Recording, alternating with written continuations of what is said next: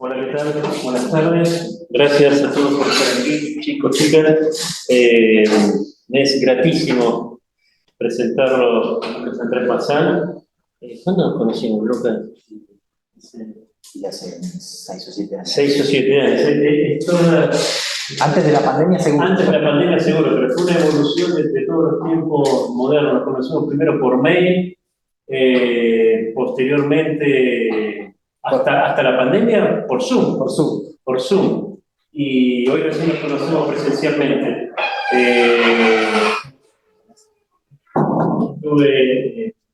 Fui su director de doctorado, lo hice por Zoom, su doctorado es algo magnífico. Tato ha sido jurado, ha sido premiado. Su tesis fue realmente genial sobre el lineal corredor. Y bueno, hemos mantenido charlas de diferentes maneras y hace un tiempo la idea era traerlo acá para ofrecerles a ustedes también la oportunidad de ver no solamente de la historia, sino de historia del arte y de otros lugares, cuestiones relacionadas con la historia latinoamericana y argentina. Lucas Andrés es doctorado acá, del doctorado de historia, pertenece también al CIER, que es el Centro de Investigación de Estudios Políticos, ¿no? Asociado a la Universidad del Centro de Tandil, y es también una persona muy abierta que está siempre a la búsqueda de cuestiones metodológicas relacionadas con imágenes, relacionadas con historia, y nos puede dar un montón de herramientas de diferentes lugares a nosotros para pensar en investigación y para pensar en docencia también desde el lugar de. Así que cuando quieras, y gracias, bienvenido. Muchas gracias, Jorge.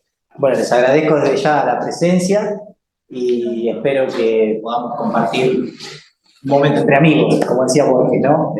Estar cercanos. Y agradecerle muy especialmente por toda la ayuda que me ha brindado, todo el acompañamiento todos estos años, y por esta oportunidad de poder mostrar entre amigos, insisto, y amigas, mi trabajo, una parte de mi trabajo. Y también agradecerle a Emir por las devoluciones que me ha dado. Fue jurado de defensa de tesis, y bueno, muchas de sus líneas aún las sigo tratando de masticar. Así que bueno, gracias.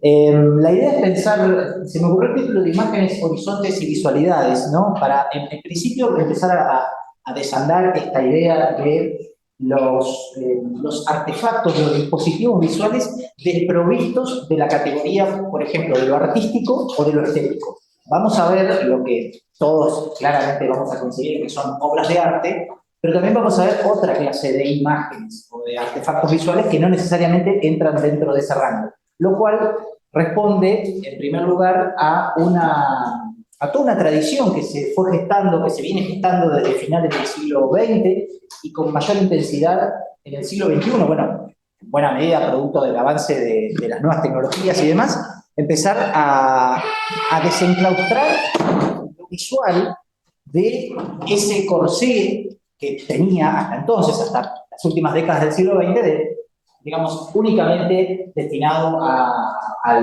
los historiadores del arte y las historiadoras del arte, ¿sí? Entonces, se me ocurrió pensar desde un punto de vista teórico este encuentro, o esta breve exposición, a partir del trabajo de las líneas de pensamiento de 3 autores. Uno es Baxenberg, que es un historiador del arte alemán, que en su libro Pintura y Vida Cotidiana en el Renacimiento plantea, no lo voy a spoilear al libro, es un libro que marcó en cierta medida un antes y un después, plantea la idea del cuadro como actividad visual. Él dice, en una parte del libro, dice, cuando estamos ante un cuadro antiguo, ¿sí?, estamos en realidad ante el registro de una actividad visual del pasado, ¿sí? Entonces, primera idea fuerte, la idea de un registro de una actividad, ¿sí? Pensar, en el caso de Baxenberg, habla de cuadro. Luego, Nietzsche, ya en el siglo XXI, va a hablar de la imagen, ¿sí?, no tanto del cuadro, de la obra de arte, sino de la imagen en general, como construcción, como una construcción doble, una construcción que es una construcción visual de lo social, a lo cual por ahí desde el campo de la historia estamos más familiarizados, pero también da la posibilidad o habilita, y en realidad, digamos, implica o invita a pensar también las relaciones de construcciones a partir de las imágenes, de construcciones sociales de lo visual. Es decir, ¿cómo se construye la visión? Les hago una pregunta que va a parecer un poco absurda, pero tiene alguna trampita. ¿Cómo vemos?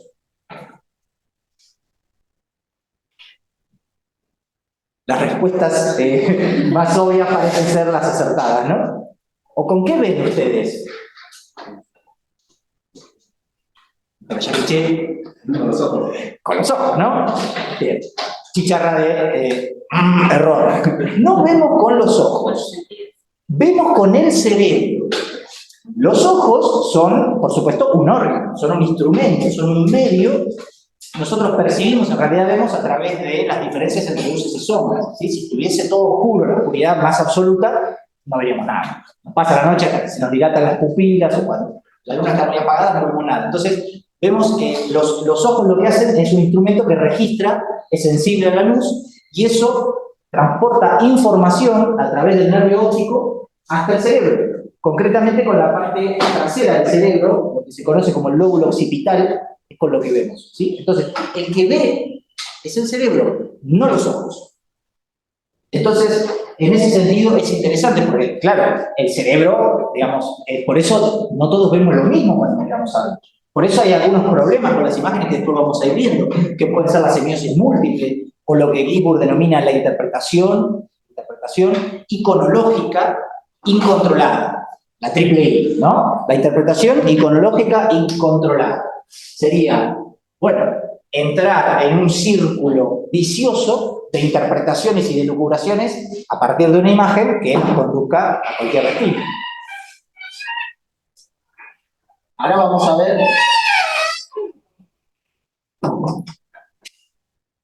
algunos de controlar esta interpretación iconológica, que no sea controlada, que sea controlada, siempre pensando en la imagen como fuente histórica, ¿sí? Y por otra parte, entonces tenemos la imagen como actividad, como registro de actividad, la imagen como una construcción, lo cual es muy importante porque es una construcción colectiva, es una semiosis múltiple, diría Bea. Y Bredekamp, en su último libro, Teoría del Acto Icónico, muy interesante y muy recomendable, plantea la idea de lo icónico como acción estética. Acción estética significa un acto de diferenciación con el mundo del cual va a ser parte. Voy a poner un ejemplo muy rudimentario, pero para que se entienda esta idea.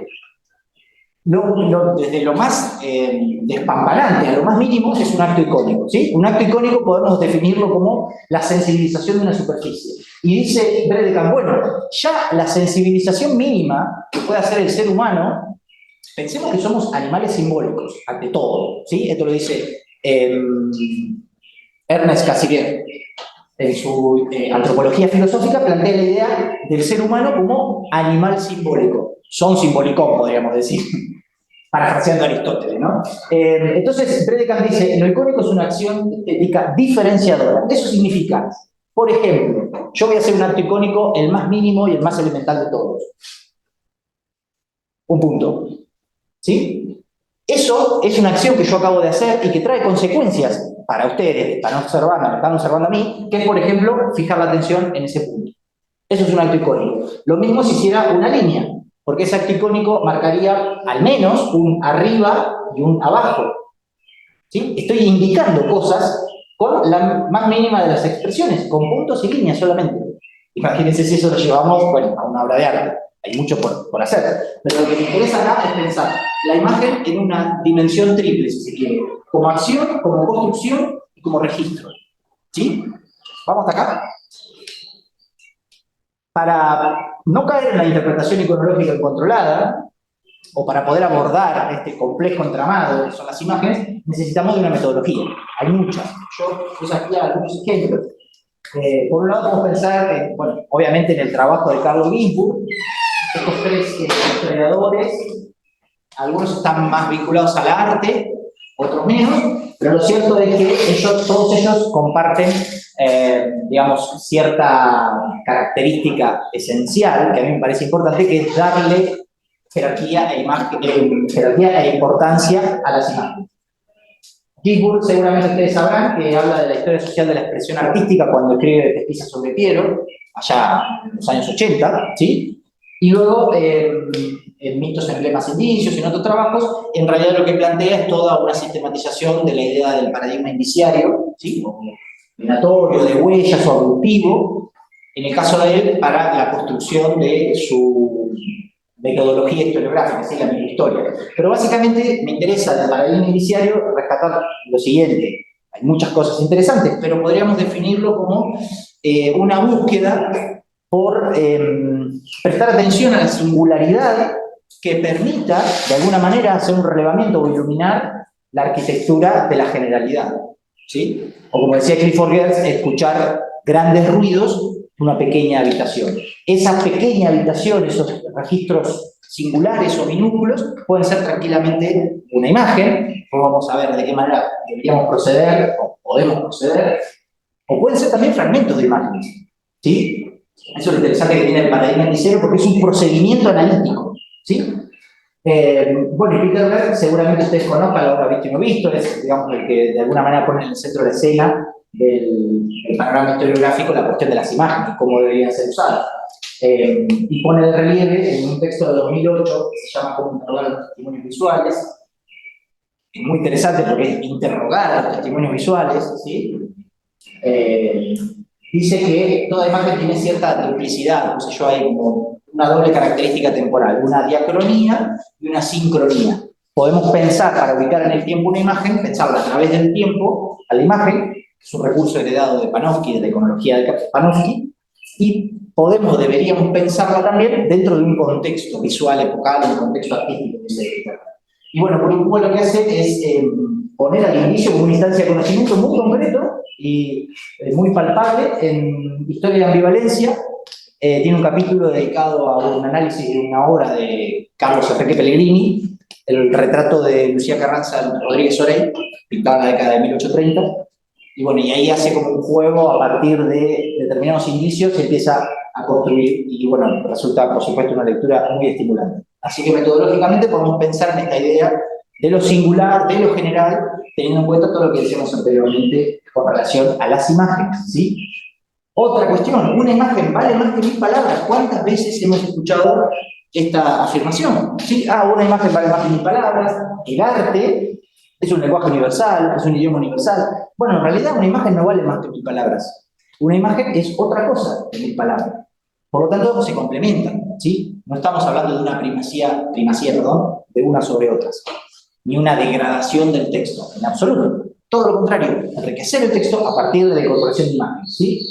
Y obviamente como fuente, esto ustedes ya lo deben saber muy bien, como cualquier otra fuente, debe ser interrogada. Por eso Peter Berg decía cómo interrogar a los testimonios visuales, ¿sí? Las fuentes deben ser interrogadas, no solo escuchadas, porque no muestran la realidad tal cual fue.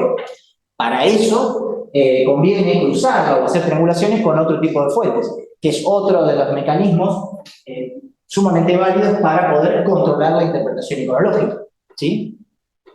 No solamente fuentes visuales o iconográficas, sino también contexto, por supuesto, esencialmente. Porque es cierto que las imágenes dicen, pero también callan, ¿sí? Algo bastante obvio, pero bueno, a veces lo perdemos de vista y entramos en la imagen como si fuera, digamos, como verdaderamente así, ¿no? O como dice Peter Berg, a veces la usamos para afirmar conclusiones a las que llegamos por otros medios. O sea, por poner un ejemplo muy burdo, la gente del siglo XIX se vestía así. Y porque así lo marca esta imagen, ¿no? Esta imagen lo muestra así. Bueno, la imagen en realidad tiene su propia complejidad dentro, que tal vez tirando un poco de ella podemos encontrar otras cosas. Mitchell, uno de los fundadores de la Universidad de los Estudios Visuales, plantea que la tarea verdaderamente importante es describir las relaciones específicas de la visión con las prácticas culturales particulares. Si pensamos que no vemos con los ojos, sino con el cerebro, y que estamos insertos dentro de un contexto gregario, social, cultural, evidentemente, entonces es interesante poder pensar esas relaciones específicas. Entonces, antes de hablar del siglo XIX, conviene decir, aunque sea un par de pinceladas, con relación a las imágenes en el Río de la Plata, que ya desde la época colonial había una fuerte producción, no es que comienza en el siglo XIX, yo simplemente acoté el estudio al siglo XIX, porque creo que hay ahí una suerte de tendencia que se mantienen. Entre ellos están los ángeles arcabuceros, que seguramente los conozcan, ¿sí?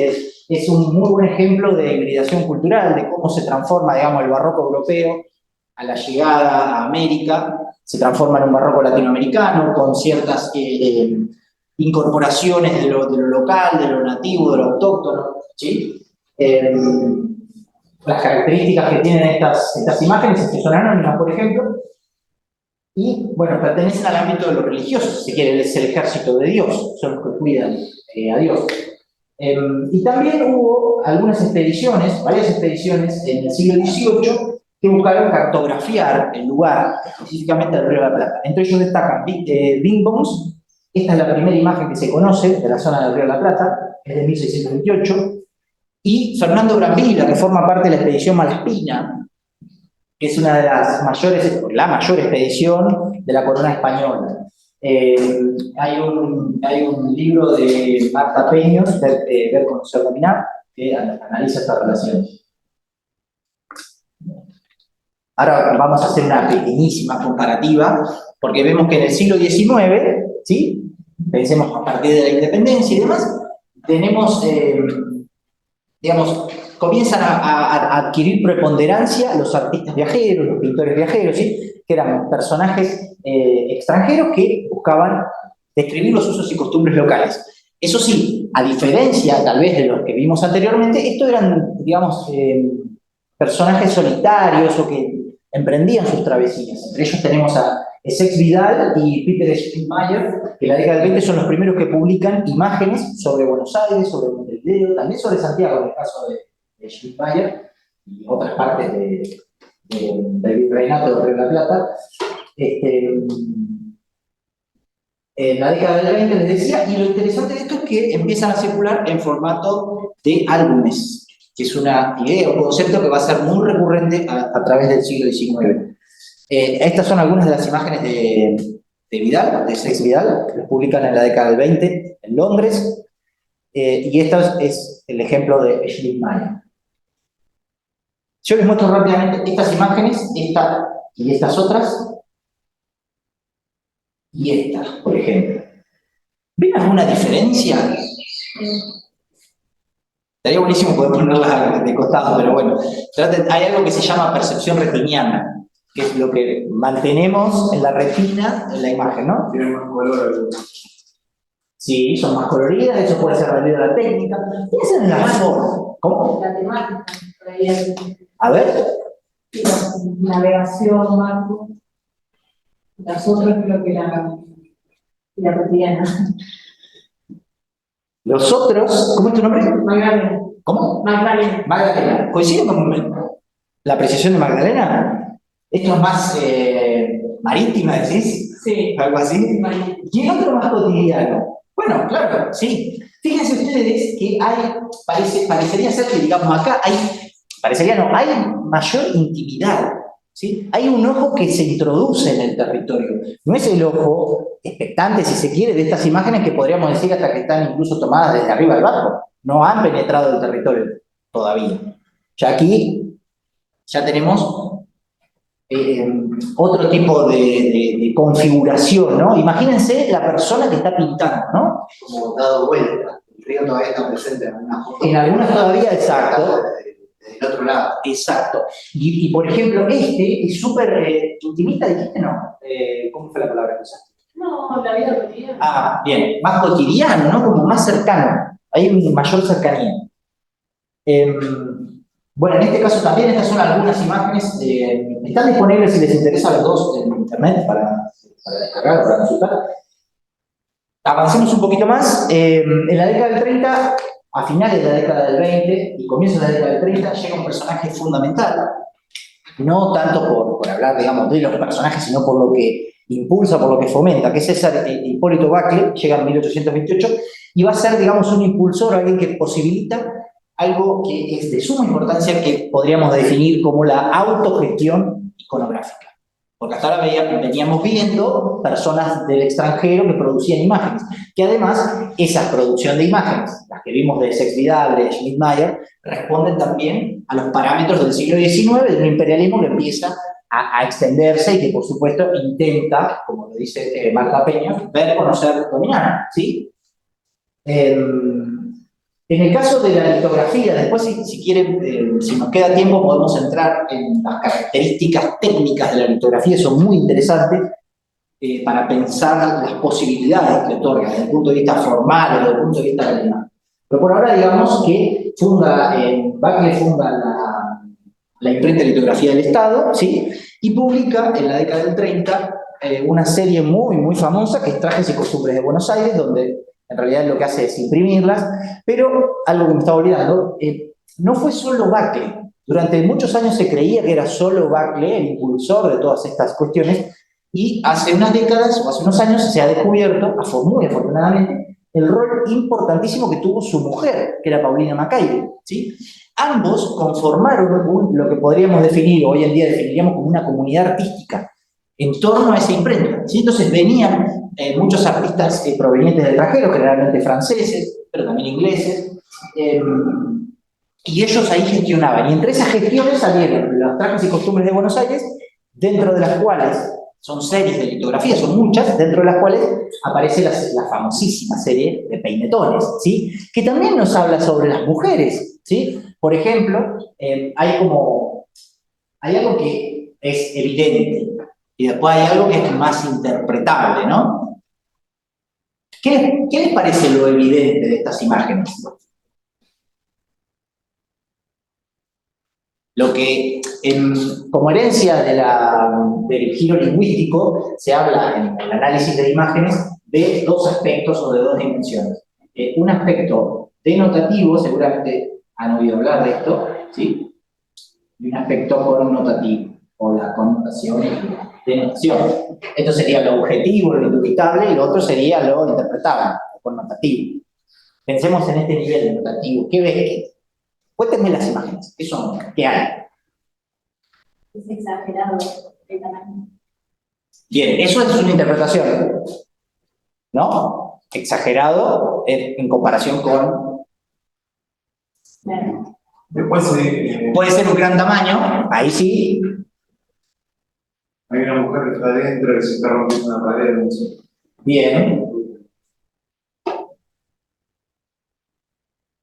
Hay mujeres, hay muchas mujeres, ¿sí? Eso es lo primero que vemos. Después vemos, por supuesto, lo que vos dijiste, claramente entra dentro del aspecto connotativo, la exageración, ¿sí? La exageración, es decir, acá hay como dos tendencias interpretativas sobre estas imágenes.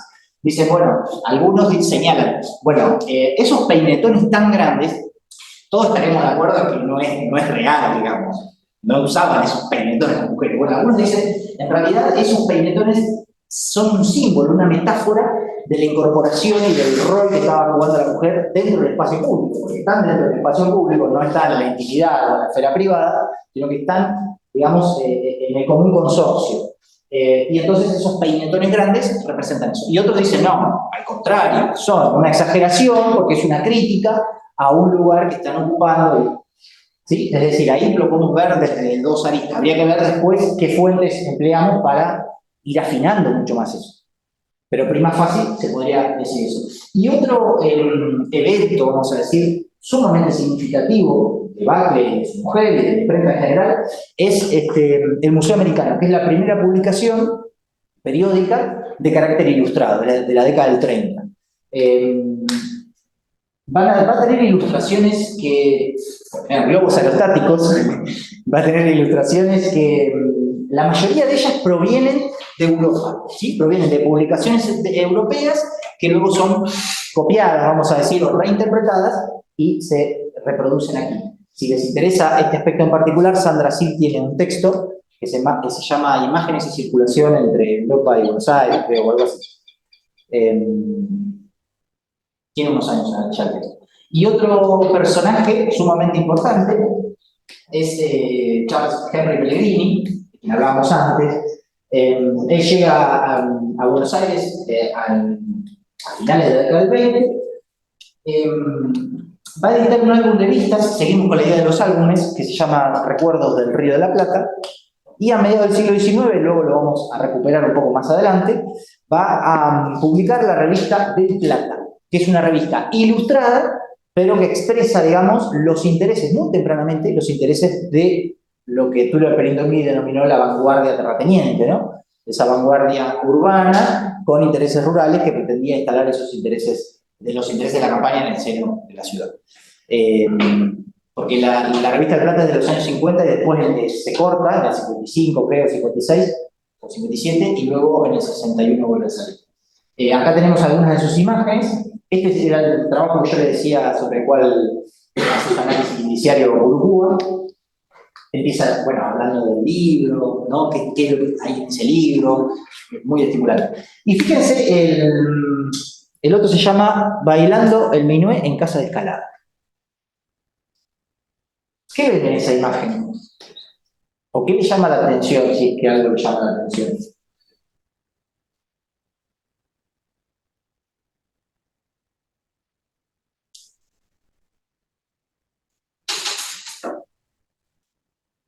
Hay personas reunidas, hay una pareja bailando. La mujer de atrás como a escondida. Ya, no lo había visto. Siempre se ven cosas nuevas en las imágenes, eso es lo más sorprendente.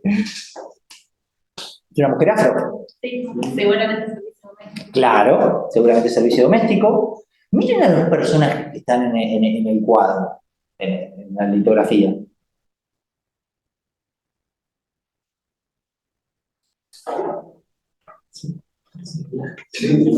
Tal cual.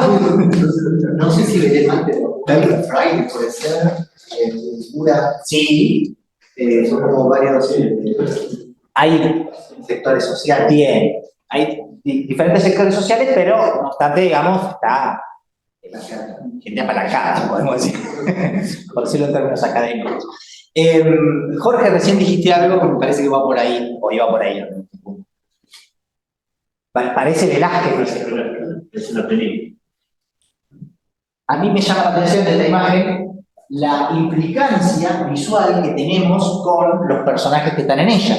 Si lo comparamos con las imágenes que veíamos antes, donde el ojo era casi un ojo intruso, ¿sí? Acá no hay implicancia con el modelo.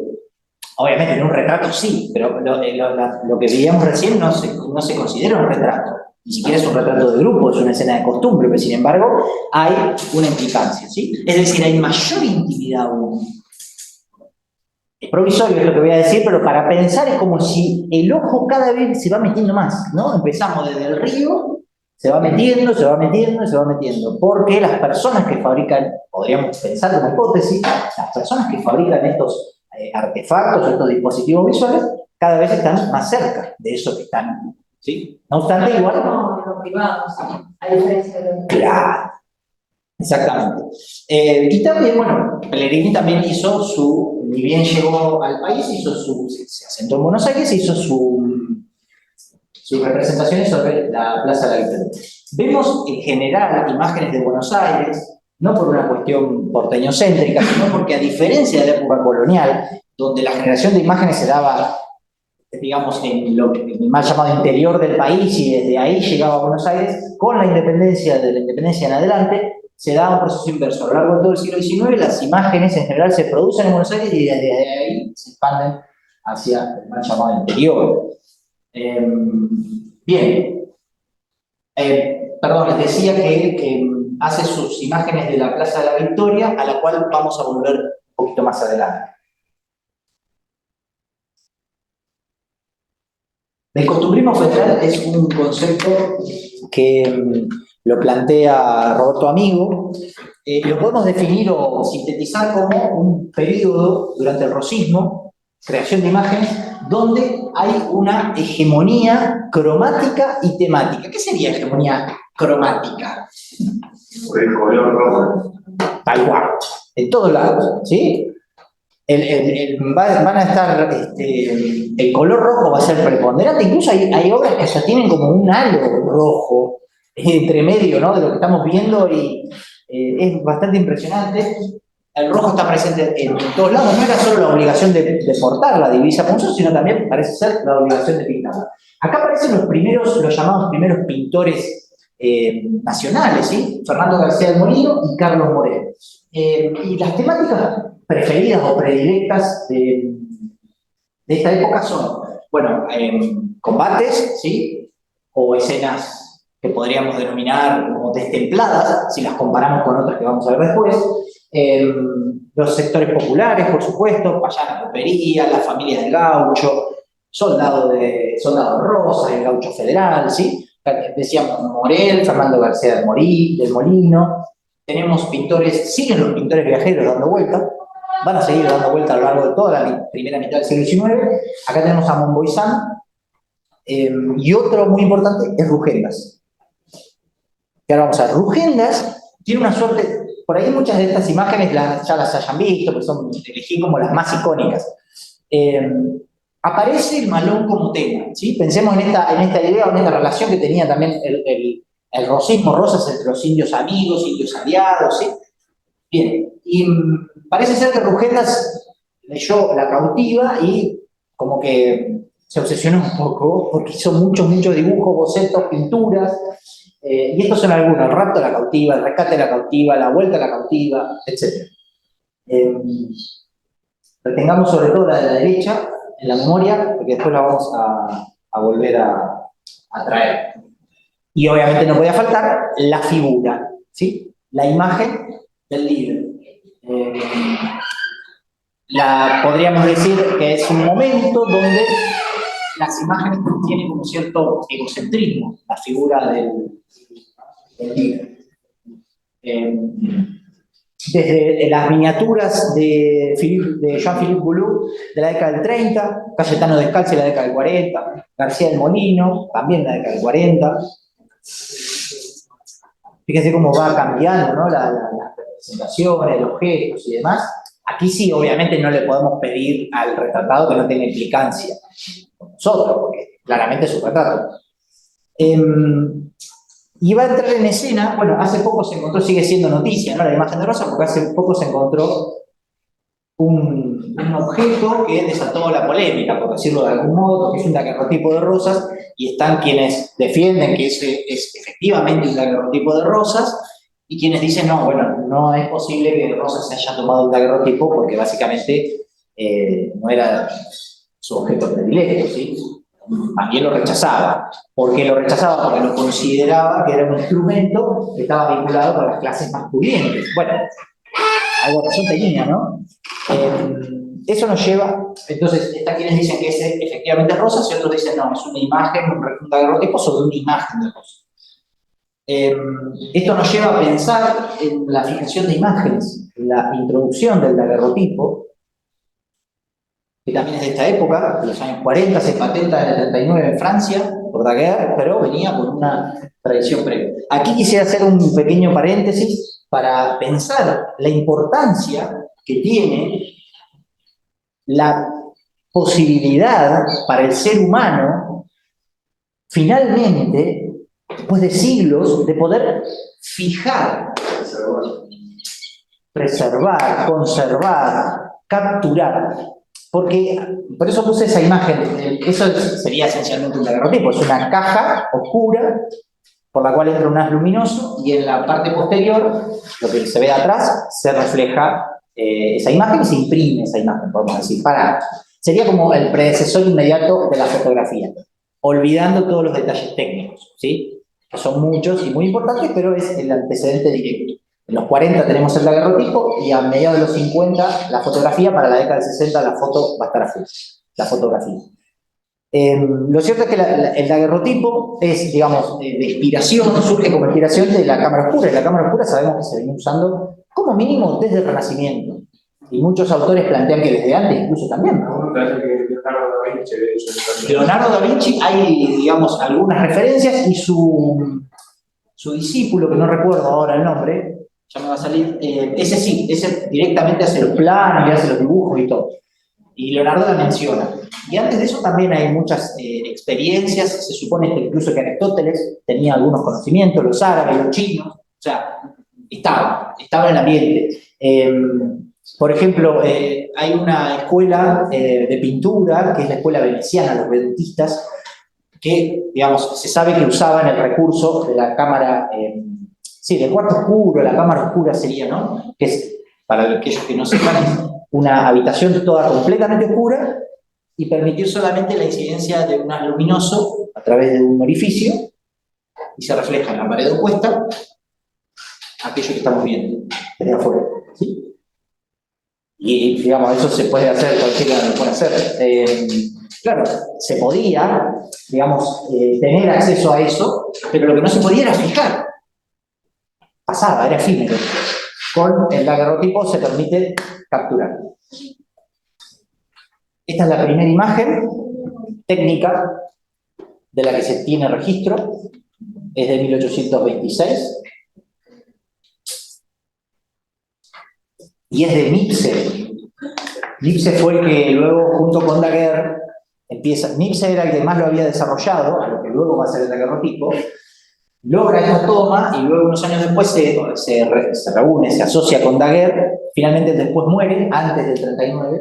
Y el 39 el gobierno francés declara patente, digamos, de libre uso, de dominio público, la fotografía. Hay quienes dicen que los británicos buscaban lo mismo, pero privatizaban.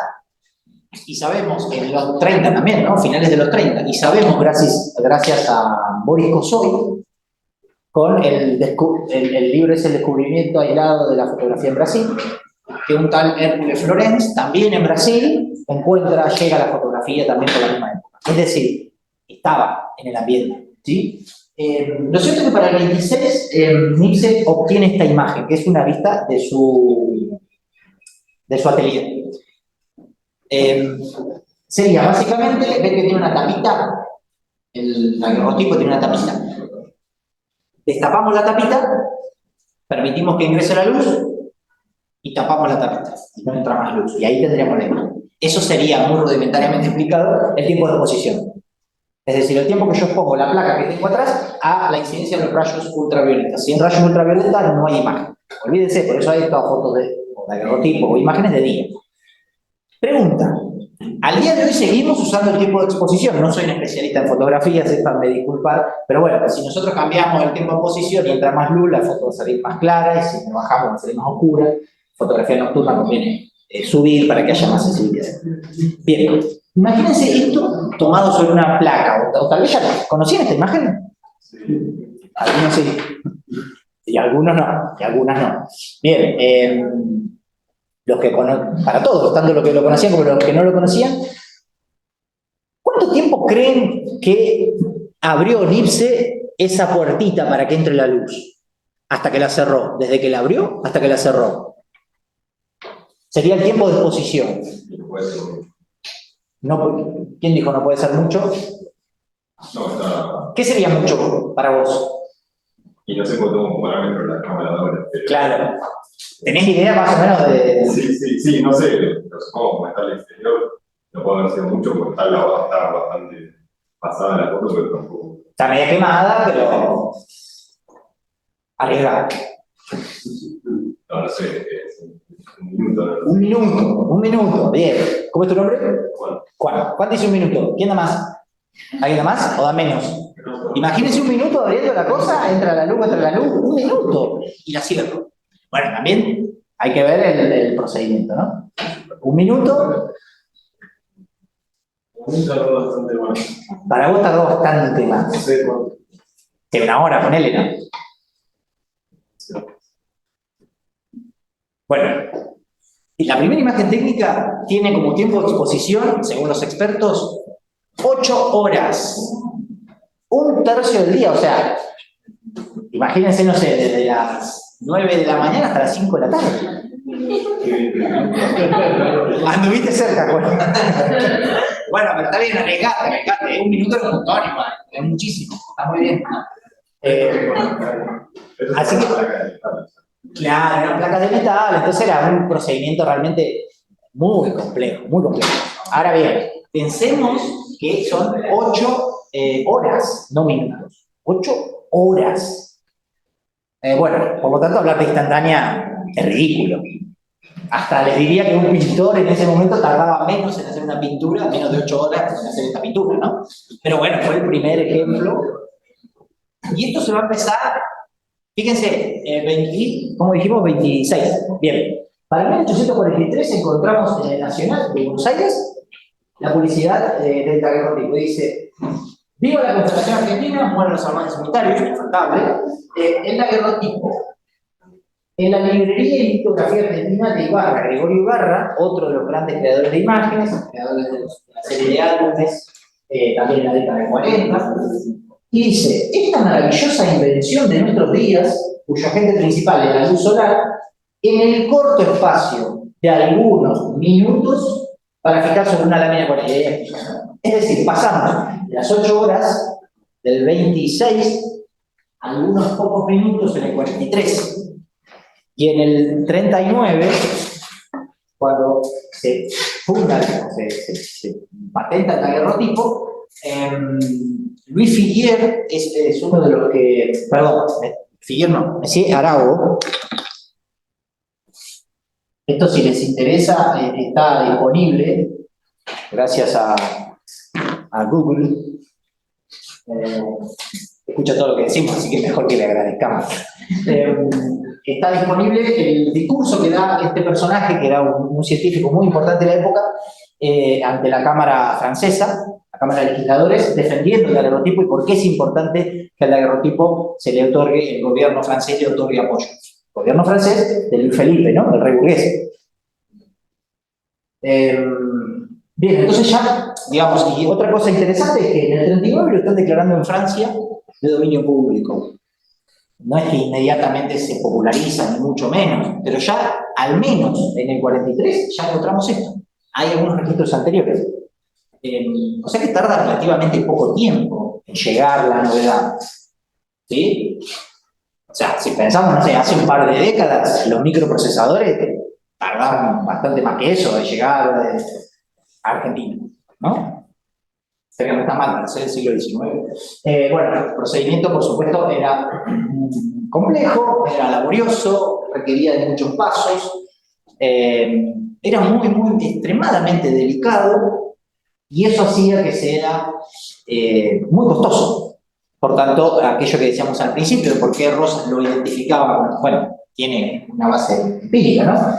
Y vemos a todas las personas, esto seguramente ya lo sepan, se usaba el apoyacabezas y el sostenedor del cuello para que la persona, claro, tenía que estar algunos minutos, pongamos 3 minutos, pero tenía que estar completamente rígido. Donde pestañeabas, salía movido después. Esa es la primera imagen que se conoce, que es el retrato de Miguel Otero, que era el gobernador de Salta. Estas cuestiones de procedimiento parecen aburridas o que no tienen mucho sentido o que no son tan importantes, pero en realidad sí son importantes porque hacen a la esencia del producto. Para mediados del siglo XIX, ya con la caída de Rosas en la batalla de Caseros y todo el proceso de edificación del Estado, ¿sí? De un nuevo orden político, construcción de un nuevo orden político y demás, va a haber, por supuesto, una reestructuración general de la política, de la sociedad. El país, en principio, bueno, queda escindido, ¿no? Entre el Estado y la Confederación y demás. Y Buenos Aires en particular va a estar muy inclinado a la apertura, ¿sí? Porque venía de todo un tiempo de cerrazón, podemos decir. Y algo que es muy importante, que define, creo yo, la segunda mitad del siglo XIX, como ninguna otra cosa, desde el punto de vista de las imágenes, desde el punto de vista visual, es una avanzada geográfico, visual, territorial, podemos decir. Vamos a ver de qué se trata esto. Esta es la primera toma de exterior del daguerrotipo de la Plaza de la Victoria, 1854, Charles IV Friedrich. Es el momento en que se jura la Constitución del Estado de Buenos Aires. ¿Se acuerdan que habíamos visto una imagen ya de Pellegrini en la década del 20? Si la comparáramos, contrasta un montón, pero es decir, no seas injusto, estás comparando una acuarela con un daguerrotipo.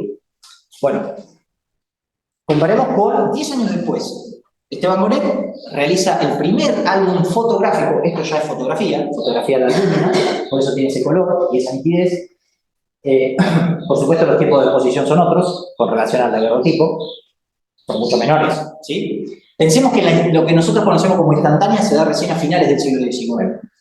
¿Sí? Y de hecho, técnicamente, no existe la instantánea. O sea, siempre se necesita algún mínimo tiempo. De hecho, cuando nosotros sacamos una foto, nos quedamos quietitos, ¿no? Para que no se haga movido. Aún en la actualidad, con la fotografía digital.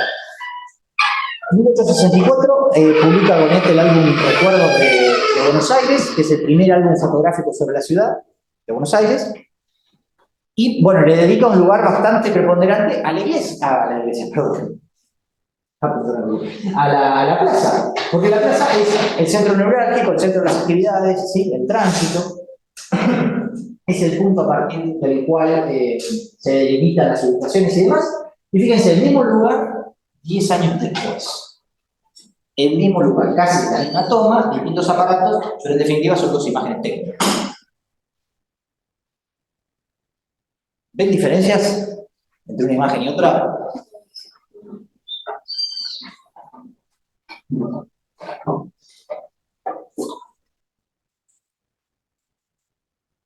Con confianza, con La confianza. primera es del 54. ¿Cómo? La La primera es del 54 y esta es del 64. todavía estaba muy vivo quizás el hecho de aplicar a las masas, a lo popular, es decir, por herencia, no, más allá de que fuera no popular, las cosas no sé, por herencia de Dorrego. De hecho, podemos, para simplificar muchísimo las dos imágenes, en una hay personas y en la otra hay vegetación, hay naturaleza, no hay personas. Hay algunas personas también, por supuesto. Bueno, un poco, ¿tu nombre? Un poco lo que decía Guillermo, nos ayuda Sarmiento a entender qué es lo que pasó en el medio, por qué se pasa de una imagen a otra. Porque si fueran al revés, uno diría, bueno, claro, está bien, porque con un daguerrotipo necesitas unos minutos de exposición, entonces no podés tomar gente. Aprovechás cuando no hay nadie. Y con la fotografía necesitas menos tiempo, entonces podés tomar a la gente, incluso en movimiento. No. Al contrario, la de la izquierda necesita mayor tiempo para hacerse que la de la derecha. Es decir, hay una voluntad de representación. ¿Sí? Estoy pensando en esta idea del mundo como voluntad. Hay una voluntad de representación. Después podemos decir que es caprichoso poner una imagen y otra, y por qué estas y no otras. Eso es otra discusión. Pero estamos pensando en las imágenes como fuentes, es decir, que las imágenes sean un punto de partida para empezar a preguntarnos algunas cosas. Bueno, ¿hay alguna respuesta posible? Bueno, una podría ser esta. Sarmiento en el Nacional en el 56 dice, se hace una reforma muy importante de la plaza, en 1856, de la cual participa Prilidiano Porredón. Y Sarmiento dice, Sarmiento está a favor del proyecto, se generó mucha rigidez y demás hacia el interior de la sociedad, algunos estaban a favor y otros en contra, y él dice, todas las plazas de las grandes ciudades están decoradas de verdura, de vegetación, de árboles. Y si nos parecen embarazosos los árboles en las nuestras, es porque tenemos la idea de que las plazas son destinadas a procesiones y paradas militares. Nada de eso. ¿Sí? La plaza quedó más limpia, está limpia, al menos desde el punto de vista visual. ¿Sí? Esto encuentra, por supuesto que encuentra explicación con todo un contexto que se da en la época del Estado Independiente de Buenos Aires, del 52-62. Hay un texto muy pequeño, pero muy interesante, y muy estimulante, de Roberto Amigo y Ana María Telesca, donde ellos hablan de los curiosos porteños en esa década. En realidad analizan algunos lugares en los cuales se ponían juegos, tiene ya Alejandro el texto, muy chiquito, está disponible en internet, donde ellos analizan, digamos, los lugares de esparcimiento, de recreación, de goce contemplativo, los aparatos visuales, y ahí plantea esta idea de que son curiosos, de que es una sociedad curiosa. Y es cierto, porque, digamos, si lo pensamos en términos muy generales, la ciudad existe una reconversión de sí misma como un locus habitable. Esto se podría explicar después si quieren más en profundidad, la idea de experiencia como encuentro mental con el mundo, y digamos, una apelación mayor a los sentidos de las personas. Por supuesto hay un ingreso muy importante de individuos, de objetos, de ideas, etc.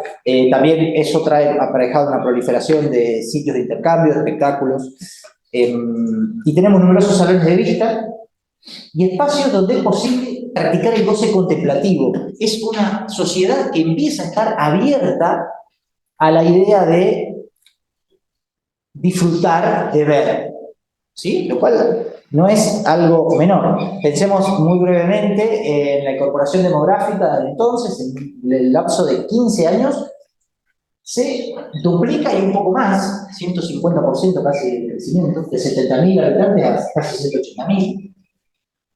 Esto es mucho. Es una pregunta relativa a lo anterior. Sí. Más allá de lo del prototipo de imagen, ¿no existió de lo pictórico, de lo digamos, simbólico? Vamos a ver, yo que había un paralelismo con Francia, con París, algo similar a lo que ocurría en París entre el 30 y el 48, por ejemplo, con Daumier, haciendo ridiculizando. En el caso de la sátira, sí. La sátira, bueno, las primeras imágenes satíricas datan de la época de la independencia. La primera caricatura, podríamos decir, es una imagen de San Martín y O'Higgins, uno caracterizado como un burro y demás. Después, durante este periodo, no tenés, en términos de imágenes, no tenés imágenes satíricas. Recién va a aparecer, sin lugar a duda, y va a romper el esquema por completo y va a ser un éxito rutilante el Mosquito, en 1863. Así que sí, está ahí. Y otro paralelismo interesante, que creo yo que tiene que ver con esto que vamos a hablar ahora, es la explosión del paisaje que se da en Francia, que acá ahora vamos a ver. Pero bueno, eso es... Bueno, y sí, porque Daumier es más o menos de esta época, es del 60, ¿no? También.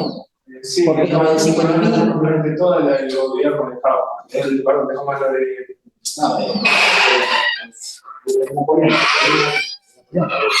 Pero bueno, me acuerdo que porque pinta o hace una caricatura de Nadal, cuando Nadal hace la ascensión aerostática en 1859 y él lo dibuja. Entonces, y ahí estaba fuertemente a Hoffman, que era el arquitecto de ICESI, ¿no? Sí. Muy cejante, que era la capital de la modernidad. Capital cultural del siglo XIX, dice 20 de París, ¿no? Bueno, gracias por la pregunta, porque casi me olvidé el Mosquito, es importantísimo. Igual después lo vamos a recuperar, pero bueno. En esta época justo lo tenés. Es más, el Mosquito coincide justo con el... Por ahí esto es una coincidencia, pero justo coincide con el momento de mayor ingreso de personas. Se da una etapa de incorporación demográfica muy grande, que por supuesto va a traer aparejado muchas o numerosas mutaciones, que ustedes seguramente ya deben conocer.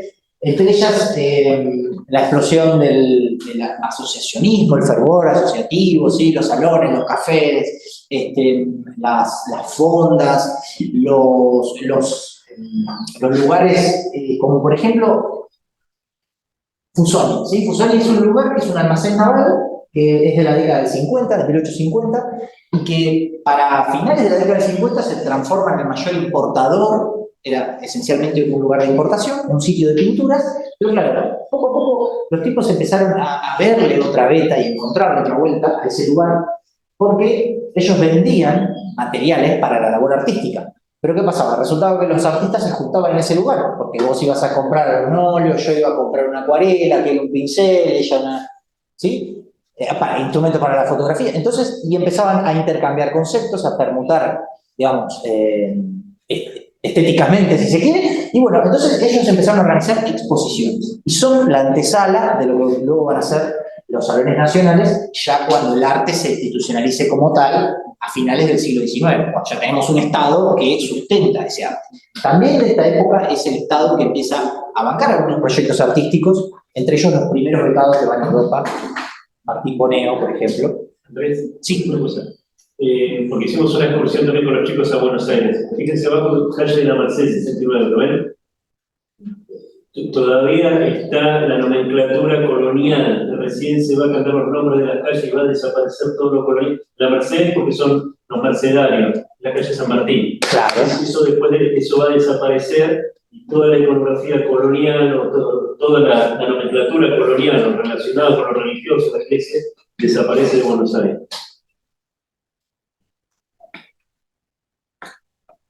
Gracias.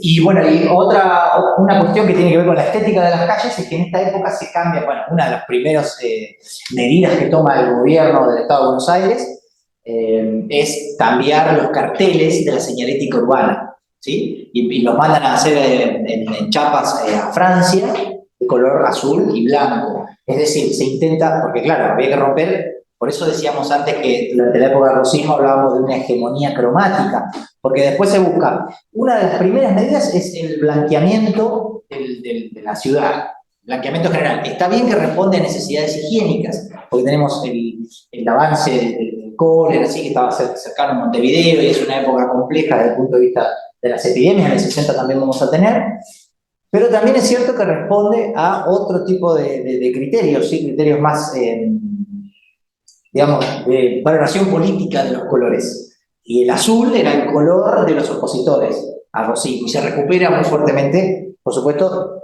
con posterioridad a Caseros. Fíjense, la tribuna en el 59, antes decíamos que era una sociedad, sí, un grupo, digamos, social, con deseos de mirar, cierta avidez, podemos decir. Y la tribuna decía, para los que viven envueltos, estamos publicitando una muestra, y dice, para los que viven envueltos en las cosas materiales de la vida, cuyo trote no ha destruido del todo el gusto por el arte, una visita al Salón de la Calle San Martín es un dulce momento, un reposo donde se respira otro aire, donde se gozan otras impresiones y donde se pasa bien una media hora.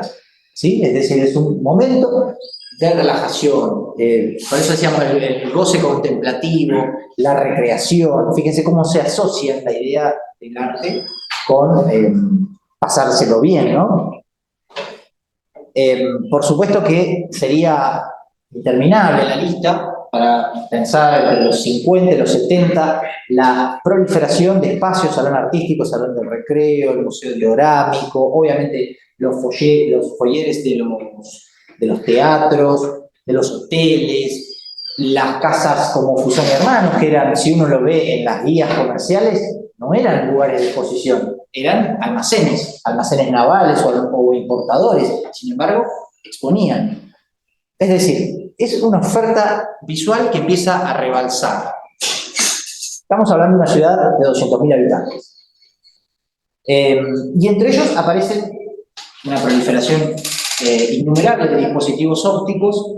Si a alguien le interesa, este es el estereoscopio, que el estereoscopio tiene, creo yo, dos características muy importantes. Por un lado, la idea de que empieza a incorporar fuertemente la fotografía. En esas imágenes que vemos ahí, al principio eran dibujos, ¿sí? Grabados, y luego, con el advenimiento de la fotografía, ya en la década del 60, se empieza a adaptar esas fotografías a los dispositivos como el estereoscopio. Y por otro lado, ahí vemos cómo se usaba. Bueno, esta persona creo que también tenía un estereoscopio, o algo parecido.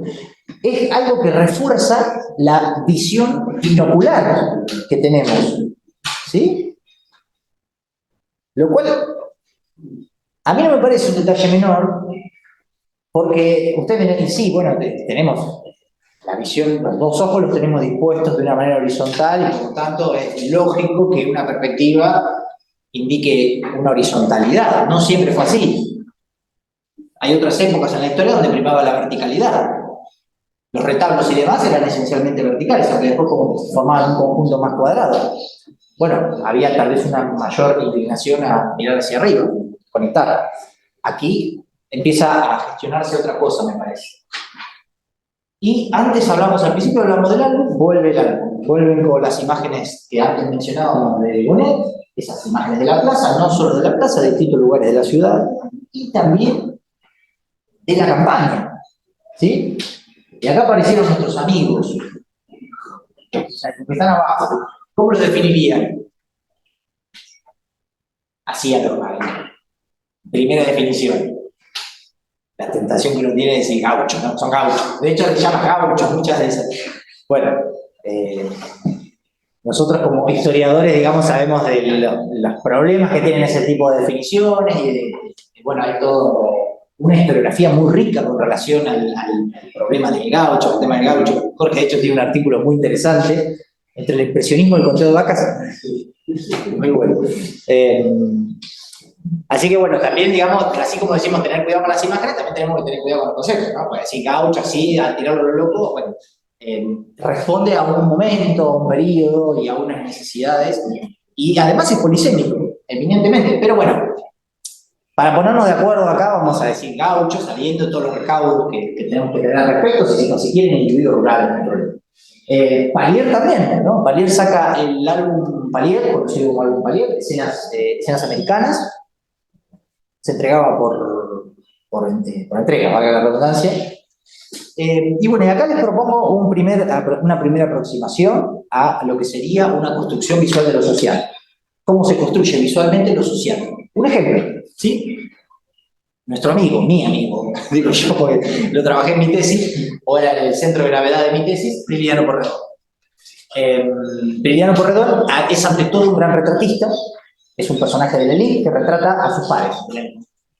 También es un arquitecto, digamos, desempeña tareas de arquitecto, de ingeniero, está muy vinculado a ese Buenos Aires independiente que veíamos recién, de los curiosos porteños, y en la década del 60 además incursiona en la temática de las pinturas rurales. Estas son algunas.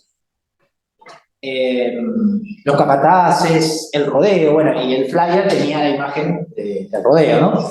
Y apartando en el corral. Bueno, antes hablábamos de los gauchos, de los individuos rurales, en tareas que están desempeñando en su entorno natural. Esta definición típica del costumbrismo, del concepto de costumbrismo, cabe para ambos grupos, los de Palier y los de Porredón. Sin embargo, les pregunto, ¿son iguales o dicen lo mismo?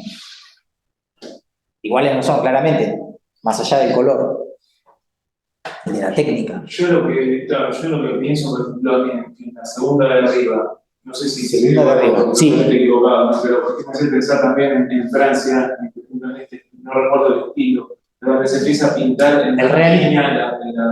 a la gente en el campo, en la línea francesa, porque se puede salir de la ciudad, digamos, es decir, que una de las cuestiones que trajo en forma de jaula, en ese caso no.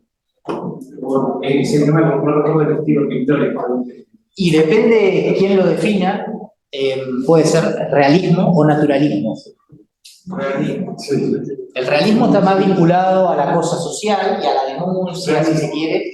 Ahí tenés personajes, artistas como Rubén. Y tanto el realismo como el naturalismo, que el naturalismo sería más Justamente uno de los ejemplos de este tipo de pintura, que siempre lo recuerdo porque estiró la estatua de Napoleón, la jueza y le hicieron pagar. Está la anécdota en el libro de Harry, el capitán de la modernidad. Ah, mirá. No la conocía esa pregunta.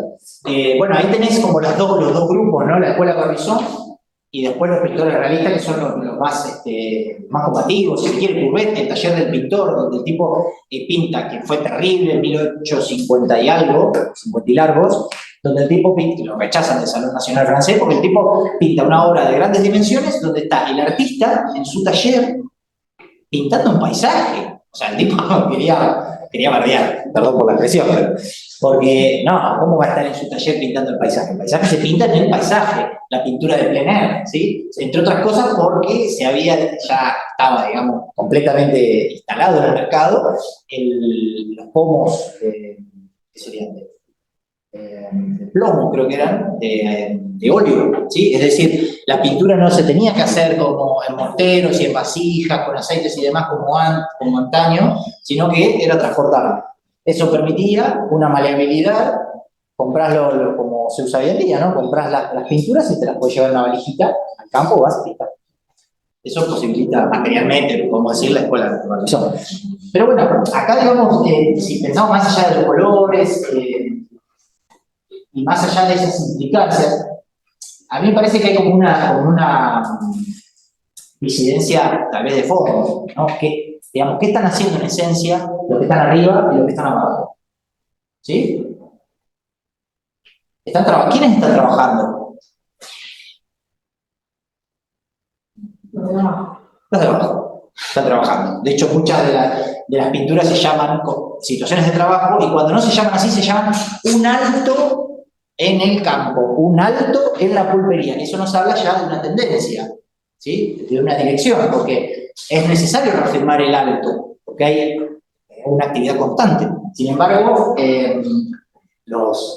perdón que lo diga así, pero los gauchos del Palier están entregados, como diría Sarmiento, al vicio y la disipación, ¿no? Están tomando, están comiendo asado, están jugando, ¿sí? bueno, en Prelidiano, de hecho, en general desaparecen las escenas lúdicas y son reservadas únicamente a los niños, por ejemplo. Pero no se ve a adultos en situaciones lúdicas, o bailando, o divirtiéndose. No abundan. Entonces, perdón, me faltó decir algo. Podemos estar de acuerdo en que ambas imágenes, esto es un ejemplo, ¿sí? Valier y Pueyrredón, podemos decir que ambas imágenes son imágenes costumbristas. ¿Sí? Costumbristas. ¿Por qué? Porque describen los usos y las costumbres de los habitantes rurales, vamos a decir. ¿Sí? Una definición muy clásica. Ahora yo les pregunto, hecha esta salvedad, que es una de las muchas que podemos encontrar, de que unos están, digamos, en la disipación y otros están laboriosamente implicados con las tareas, bueno, hay una diferencia. Así podemos encontrar muchas otras más. Es decir, las dos son costumbristas, pero no son igualmente costumbristas. Es decir, si empezamos a entrar más cerca y más adentro del concepto de costumbrismo, lo vamos a empezar a ver que es un tanto insuficiente. En principio es buenísimo porque nos sirve como un cajón para entender. Pero después pensaba en Benedict Anderson, Comunidades Imaginadas, ¿sí? Él dice algo así como que las comunidades no deben distinguirse por su nivel o su grado de falsedad o de veracidad, ¿sí? Las comunidades esas, sino con el estilo con que son imaginadas, con el estilo con que se imaginan esas comunidades. Esto es de Anderson, ¿no? Porque si nosotros decimos estilo, pensamos rápidamente en la historia del arte más clásica de todas, que divide las pinturas o las producciones artísticas por estilos, a través del tiempo. Bueno, acá estamos pensando en estilo en términos de Anderson, por ejemplo, de cómo se imaginan esas representaciones. Son estilos diferentes. Vayamos un pasito más allá y pensemos ahora a partir de indicios. Sigamos explorando este mundo rural, tirando del hilo. Fotos que antes veíamos de Gonet, 1864 dicen algunos, 1867 dicen otros, son estrictamente contemporáneas. Gauchos carneando, gauchos comiendo, ¿sí? No tiene ningún prurito en llamarlos gauchos, claramente, de Gonet. Hace poco se descubrió que era de Gonet, esta serie de fotos, los dos álbumes, lo descubrieron Abel Alexander y Luis Príamo. Hasta entonces se creía, hasta el 2000 aproximadamente, se creía que eran de Benito Panuzzi, que había hecho otras imágenes posteriores, entonces le atribuían estas también a Gonet. Bueno, y aquí, acá apareció el mosquito. Acá apareció el mosquito, ¿sí? El mosquito, el correo del domingo, alguna obra como el Caramulú, de Magariño Cervantes, que tuvo una edición que fue ilustrada por Elías Dutey, un personaje muy importante, un artista muy importante de Buenos Aires de la época, y el gran Henry Meyer, bastante poco atendido, que fue el fundador del Mosquito y uno de los dibujantes principales del Correo del Domingo, las dos publicaciones más importantes de entonces, de 1863, 64, que incluyen imágenes. Incluyen imágenes porque hay un desarrollo significativo de la litografía de la que hablábamos antes. Después, si quieren, podemos hablar de las diferencias, podemos decir, de procedimiento y de materialidad entre la pintura o el dibujo, la litografía o el grabado y el daguerrotipo o la fotografía. Porque eso también puede ser interesante como forma de exploración. Bueno, acá tenemos también... acá teníamos a Gonet. Lo que me interesa que vean en Gonet son indicios, ¿sí? Yo pensé en los cuchillos, en su momento, como un indicio para seguir. ¿Por qué? Porque encuentro que, en general, en Prelidiano y Pueyrredón, cuando aparecían los cuchillos, aparecían contenidos envainados. No había imágenes rurales de Prelidiano en las cuales se esté blandiendo un cuchillo. Si recuperamos lo que señala Norbert Elias con relación a su a su proceso civilizatorio, él nos habla de que hay algunos objetos que funcionan como símbolos que necesitan ser rodeados cuando el proceso civilizatorio va tomando forma. Entre ellos pone el ejemplo del cuchillo. Entonces, bueno, uno a priori pensaría, y bueno, sí, es bastante obvio porque, digamos, Liliano intenta dar una imagen más apacible, más templada, por eso decía antes de las imágenes del rosismo destempladas, a propósito de esa imagen, esa palabra, y estas son imágenes más templadas, ¿sí? Más sosegadas, más calmas, que invitan a la concordia, no a la discordia, y claramente están en total disidencia con estos cuchillos amenazantes en muchos casos y abiertamente fatales en otros, ¿no? En esta, la que está ahí en la punta, no como que se están peleando. ¿En la de arriba a la derecha? Exacto. Sí, sí. Esta de acá a la izquierda. Se están peleando y uno están discutiendo, porque uno dice, te digo que la pena de muerte no, y el otro dice, yo te digo que sí, y bueno, le clava el cuchillo. Bueno, estos son ejemplos de imágenes. Después, en la literatura de viajes, por ejemplo, en la época, es re interesante porque esto que nosotros vemos en las imágenes, podemos decir, tres grupos. En un grupo sería la imagen que da Peleriano, un cuchillo que no existe. El cuchillo está guardado, siempre. Siempre contenido. Siempre envainado.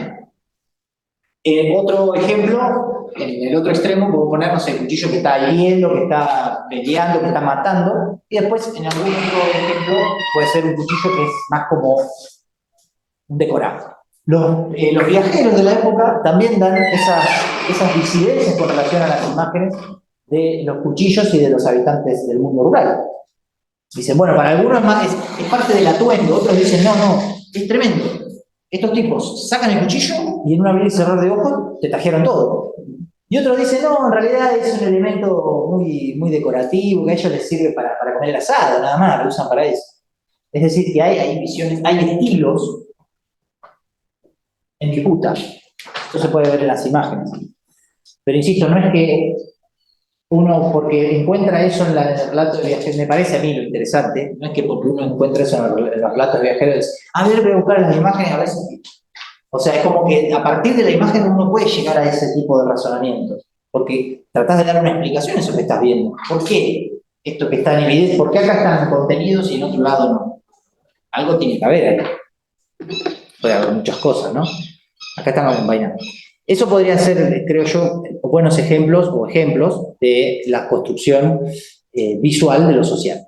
Y por otro lado, para ir terminando, podemos pensar en la construcción social de lo visual. Hay algo que se ha remarcado desde tiempos, desde hace muchos años. Pensemos que Peleriano tiene una bibliografía casi centenaria, ¿no? De la década del 30 se escribe sobre eso. Y sobre las escenas rurales no tanto se ha escrito, pero lo cierto es que todos los autores y los autores que han mencionado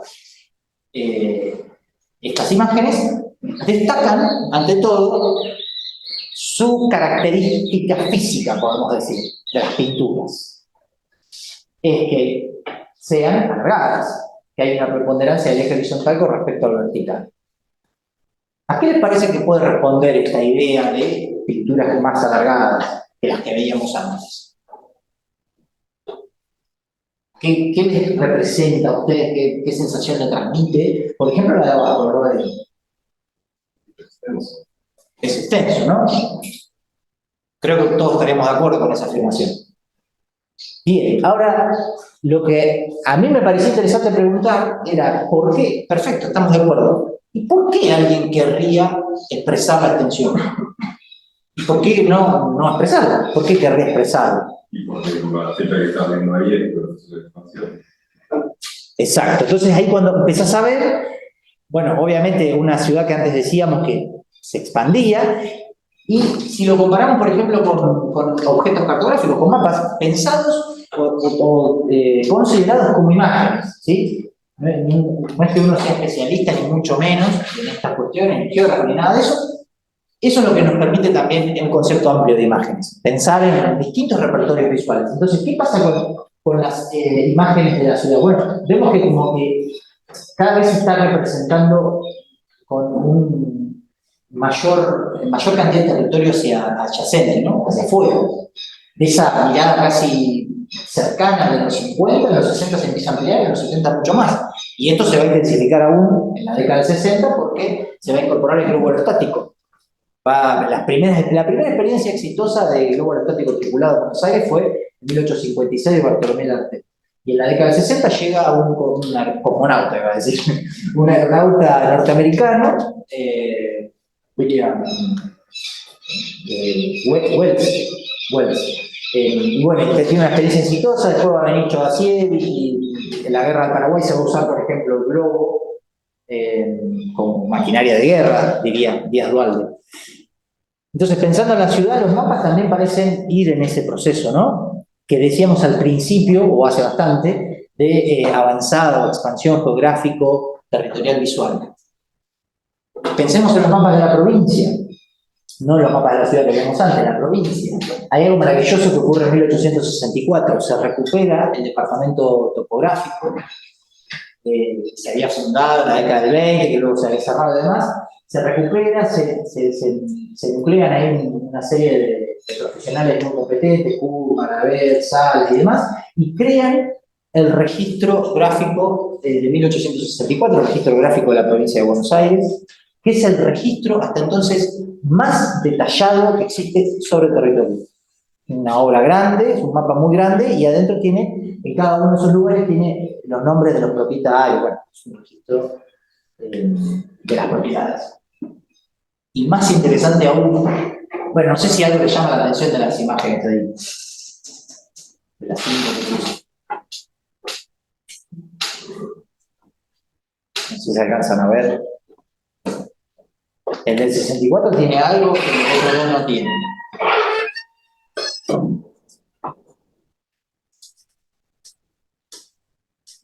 Sería la provincia de Buenos Aires, ¿no? Todavía no es la provincia que nosotros conocemos.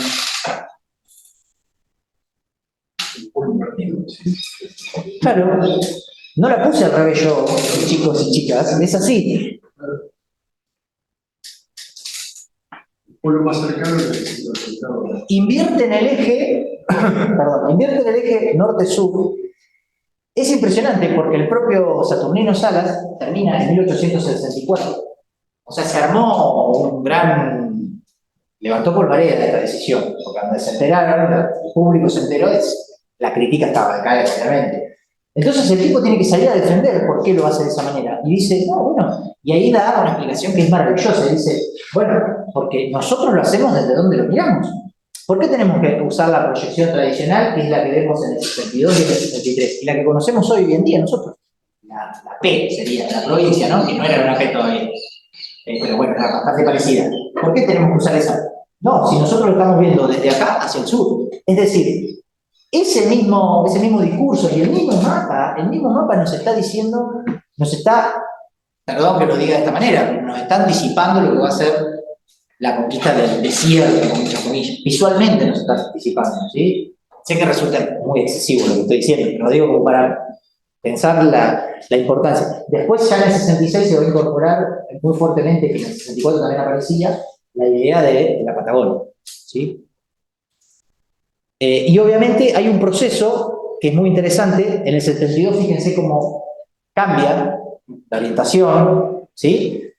Esto no estoy seguro, pero es probable que responda a un proceso de conexión interoceánica, que ya estaba bastante avanzado. Para volver a Prelidiano, pensar en una comparativa, esto fue lo que hice en la tesis, pensar la comparativa entre las relaciones de tamaño y de proporción de las obras de corredor a través del tiempo. Serían las que ven allá, a la izquierda, en el centro, superpuestas entre sí, y a la derecha, lo que hice fue comparar con el proceso de avanzada territorial de la frontera, dibujada, la frontera delineada, no la ocupación efectiva de la frontera. A mí me interesaba el estilo con que se imaginaba ese espacio o ese proceso de avanzada geográfico, territorial, visual. Bueno, claramente no es una relación matemática, no estamos hablando de que 2 más 2 cuadros, digamos, pero en general se ve una tendencia expansiva. De los primeros cuadros de Prelidiano, que son en la cual envía 100 objetos, entre ellos, uno de los objetos que envía es un cuchillo. Otro de los objetos que envía es un álbum de fotos. No sabemos si es el Internet, es muy probable que lo sea. Y bueno, algunas pinturas y demás que no, al menos yo no he encontrado todavía el detalle. Bueno, y para cerrar, ahora sí, pensar en imágenes que construyen lugares, visiones e identidades. Pozzo acompaña la campaña del desierto, la financia él, su propio bolsillo. Acá tenemos una imagen maravillosa porque, digamos, él monta un taller, un laboratorio-taller, que va a ser también hotel para él, ¿no? Porque va a vivir ahí, va a estar ahí, y ahí se puede ver a él, a su ayudante, y a dispositivo. Javier Alexander hace poco sacó un libro que se llama Esos débiles papeles pesan más que los ladrillos, que es un manual, ahora le voy a poner la imagen, y dice que fue la empresa más colosal de la época, o sea, fue un delirio lo que hizo este tipo, salir con todo eso a campo traviesa. Una cosa era ponerse a hacer una toma de exterior o ir a un campo, como hacía Bonet, a un campo ahí cercano, y mientras tomaba registros de agrimensura, tomaba algunas fotos también, y otra cosa es lanzarse con una avanzada militar, el tipo registrar todo. Pensemos en esta hipótesis que estábamos planteando, porque grande fue mi alegría cuando encuentro, en 2021, que dentro de este trabajo que les decía de Gabriel Alexander, que es un libro nuevito, del año pasado,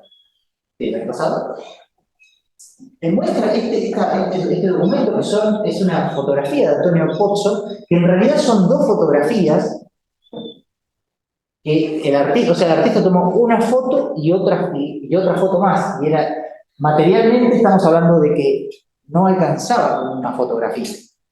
Era tanto esa amplitud de horizontes que hasta materialmente se necesitaban dos fotografías.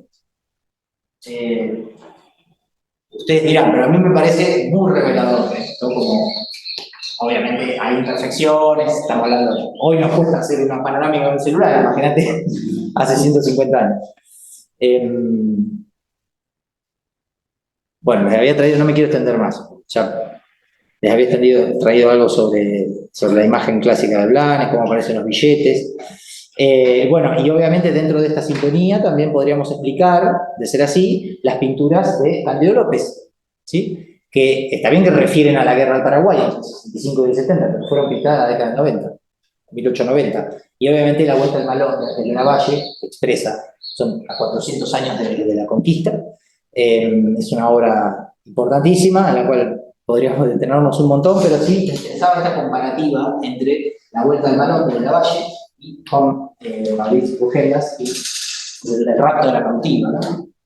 En las dos parece ser las temáticas son las mismas, sin embargo, parecería ser que en aquella existen distintos tiempos dentro de la imagen, distintas historias, distintas narraciones, como que algo pasa, fíjense, en el primer plano, esa mujer que va cabalgando sobre un caballo blanco, luego algo pasa en la mitad, en el centro de la escena, donde está la cautiva luchando, atrás pasan un montón de cosas atrás, y cosas que parecen transcurrir en distintas temporalidades, a diferencia de la Vuelta del Malón, en la cual parece una instantánea. ¿Qué pasó en el medio? Y ni hablar de la otra, bueno, la que veíamos antes, porque ahí no sé si se alcanza a ver. Bueno, no se alcanza a ver, pero el que está a la izquierda, perdón, lo que hay entre medio de una y otra, bueno, la fotografía, la fijación de imagen, la instantánea, que permitió, por ejemplo, que para 1872, creo que es, o 76, se cambie la forma de representar a los caballos, los equinos en el trote. Porque hasta entonces se pensaba que los caballos cuando corrían tenían sus cuatro patas suspendidas, ¿sí? Tendríamos que ir muy atrás para mostrar lo que habíamos visto de Brujelas antes. Bueno, Prilidiano también tiene ese tipo de... En Prilidiano Porredón también aparecen algunas imágenes con los equinos al trote, acá. Allá en el fondo, no sé si lo alcanzan a ver. No sé. Bueno, lo cierto es que cambia esa forma en que se representan los caballos, no tienen las 4 patas suspendidas en el aire, creo que al menos apoyan alguna de ellas, ¿sí? Y es claramente o parece ser más una instantánea el cuadro de Lavalle que el de Rugenda, que tiene como otras temporalidades. Entonces, para cerrar, y agradeciendo infinitamente la oportunidad de poder hablar de estos temas y la paciencia de todos ustedes, obviamente la imagen como fuente nos ofrece muchas posibilidades heurísticas, ¿sí? Podemos entenderla como un registro denso, por eso hablaba al principio del registro de una actividad visual, lo que decía Baxter, ¿sí? Tiene densidades, ¿sí? Puede tener distintas capas adheridas dentro de sí que podemos ir sacando y podemos ir viendo, siempre y cuando la podamos interrogar, y también teniendo cuidado o atendiendo a no caer en la sobreinterpretación. Lo que decíamos antes, que la imagen informa con forma y de forma. Y las imágenes poseen capital importancia. Si me permiten, voy a hacer una pequeña digresión de algo que encontré.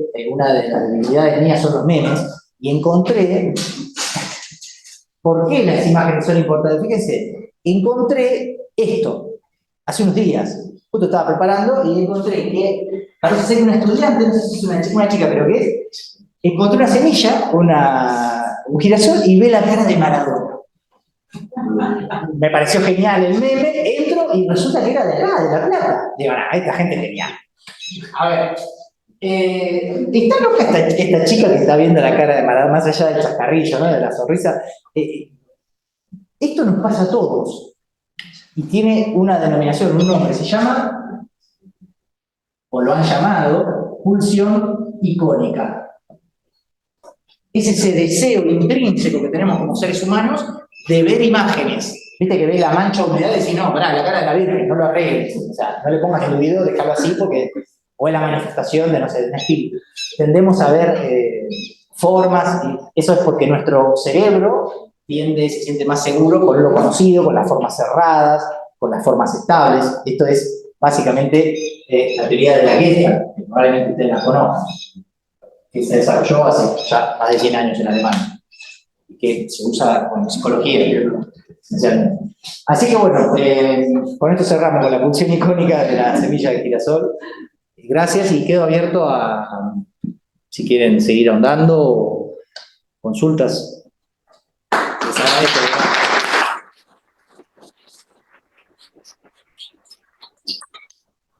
Vamos a poner una imagen más simple. Andrés, una cosa, antes de pasar a las preguntas, encontramos que creo que a las 6 tenemos que irnos, pero seguimos, así podemos ir charlando con Andrés, vamos a tomar una cerveza, algo de paso celebramos el final de la cruzada, y charlamos también de la carrera de Andrés fue secretario de CONICET, también para que vean qué posibilidades tienen todos, además de los temas específicos de la educación. Y bueno, y abrimos las preguntas también. Después deciden ustedes dónde vamos.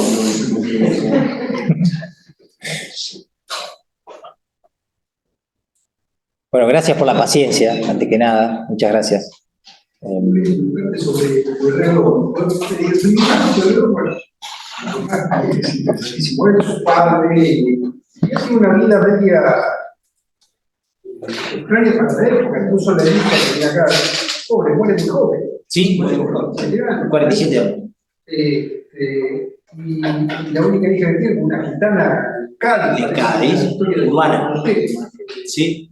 Y él tiene también una cuestión que vos trabajaste en la tesis que es muy interesante, que es la parte intimista, el baño, esas pinturas, ¿no? Que son acusadas de hasta obscenas, ¿no? Para la época. Sí. Y eso tiene que ver mucho con un cambio que viene desde Europa, ¿no? Esa cuestión. Sí, hay. Un poco más. Gracias, muchas gracias, había olvidado eso. Yo mencioné que Prelidiano es ante todo un retratista, es cierto. Creo que ante todo es un intimista, ¿no? Gracias por haberlo dicho. Porque no solo es un retratista excelso, sino que además tiene una serie de obras que son sobre desnudos. El baño, la siesta. La siesta es polémico y me hace acordar mucho a un cuadro de Courbet. Hoy que mencionabas vos la pintura francesa, Courbet tiene uno que es muy parecido. muy parecido. Justamente ese que yo digo que tiró la estatua de. ¿Courbet? Creo que fue. Estaba loco. Courbet. Y hay bueno, entonces, claro, esos desnudos de Prelidiano habían sido considerados por los primeros historiógrafos de Pueyrredón como, cito textualmente, desnudos obscenos y lascivos. Bueno, con ciertas finalidades, digamos, erotizantes y cuestionables, según el autor que estaba haciendo esta crítica. Y hace unos años, unos cuantos años ya, Laura Malosetti Costa publicó un trabajo breve, pero muy contundente, muy interesante, donde muestra que en realidad los desnudos, el baño y la siesta representan, digamos, en una instancia de incorporación o de introducción de una moda francesa o europea de la intimidad, ¿no? Claro, básicamente se está conformando el gusto burgués, ¿no? Y esa idea de consumir en el ámbito de lo privado, que también se ve reflejado, potenciado por la fotografía. Empiezan a circular fotografías eróticas y demás. Y hace unos años surgió otro trabajo también interesante sobre esa pintura, de Iglesias y Luquín, que hablan de digamos, el enfoque que da Prelidiano, humanizando esa figura femenina y no desde una mirada objetualizante, sino desde una mirada más humana, más intimista. Por eso me quedo con esa frase. Yo creo que incluso se puede volver sobre esa obra. El baño, por ejemplo. En definitiva, uno se cae y después se otro y no lo alcanza a ver. Estaba en la pobreza. El tipo combate en la guerra del Paraguay y una granada le explota en la mano, era diestro, le explota en la mano, pierde la mano diestra y, bueno, aprende a pintar con la zurda. Y para la década del 90 aproximadamente, fines de los 80, no recuerdo bien la fecha, pero sé que tiene contacto con Mitre y Mitre le encarga una serie de obras basadas, por supuesto, en los bocetos que él había tomado en el campo de batalla. Y ahí, bueno, produce entre el 90 y el 95, creo que es, todas esas obras. Que todas tienen un formato así muy, muy apaisado. No son de grandes dimensiones, pero, bueno, sí, relativamente, 1,5 metros más o menos de ancho. Y tendría la particularidad de haber sido pintado con las manos menos hábiles. Pero bueno, estaba en una situación económica muy apremiante. Y con eso consigue un poco el sustento. La próxima vez que vamos a Buenos Aires vamos a considerar de contemporáneo con una charla ya. No, claro, todas las pinturas de Candy en la casa de eso. Bueno, tú te conocías, sí, todo completa. Mostraron la obra por primera vez, la obra completa, por unos días, ¿no? Además se ve la bajeza de la guerra, no se ve en ese momento todavía había grandeza en las batallas, ¿no? Claro. Y acá se ve la bajeza de la guerra, el hospital de campaña, los prisioneros, ese nivel de detalle que no, es increíble. Bueno, esa es otra particularidad, gracias por decirlo, esa es otra particularidad que vemos, creo yo, en la época y que Cándido lo expresa de manera genial, porque no son solamente miradas, digamos, panorámicas o súper apaisadas. En Prelidiano vemos lo mismo, hay 30 años de diferencia, ¿no? No es solo eso, sino que además hay una vocación, una voluntad por el detalle que es extrema, o sea, porque en definitiva es mostrar una capa de batalla con unas manchas y ya está, ya sugerís una persona. Y en el caso de Cándido es entrar. Y si lo pensamos, hoy hablábamos del registro gráfico, que es el registro gráfico de la provincia de Buenos Aires, que era el más detallado hasta entonces, es el más grande, materialmente incluso, y el más detallado también, o sea, se busca, yo creo que hay ahí una doble relación visual, ¿no? Pensando en términos visuales, de amplitud y a la vez vocación por el detalle. Pueden parecer contrapuestos, ¿no? Pero bueno, la modernidad es eso. Latour dice, ¿no? Es ese objeto híbrido que es la modernidad, la contraposición entre sí misma. Fíjense que, pensemos otro ejemplo que se me ocurre rápidamente. Mientras por un lado promueve la aceleración, con maquinarias cada vez más rápidas, con ferrocarriles más potentes y demás, al mismo tiempo está promoviendo la detención con la fotografía, detener 1 minuto. Hay una caricatura muy interesante, en el 67 creo que es, que se publica en el Correo del Domingo, donde digamos, un fotógrafo está ante el presidente y le dice, ahora sí, señor presidente, ahora sin moverse. El tipo se tiene que quedar quieto, porque le va a sacar la foto, ¿no? Digo, es un gesto que parece trivial, Pero si empezamos a pensar, o a mí por lo menos me interesa pensar en esa naturaleza más básica del ser humano, ¿no? De repente, o sea, está hiperestimulado por un lado, pero de repente se tiene que detener todos, incluso hasta hoy en día, por eso lo remarcaba, tenemos que detenernos ante una foto. Hay una cosa que somos, con el grupo también de chicos fuimos a hacer el observatorio de la verdad. 1880 es el momento del mundo de los observatorios. El observatorio es el detalle y la amplitud. El observatorio no es para ver las estrellas. El observatorio es para ver el territorio y para saber sobre qué territorio se controla.